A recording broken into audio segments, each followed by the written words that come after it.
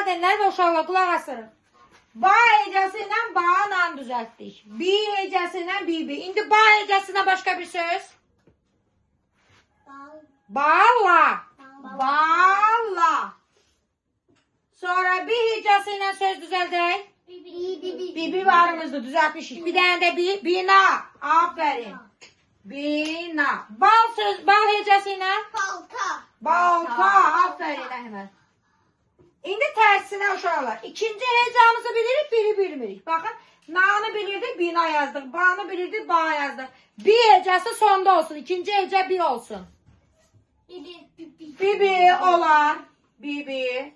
Dikkatli ol ilkin. İkinci hece la olsun Murat. Dikkatli.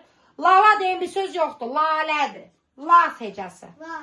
Lale. La oldu qabaq əvvəldə olsaydı, burada la olsaydı. Bəli, lale eləyə bilərdik. Amma bala.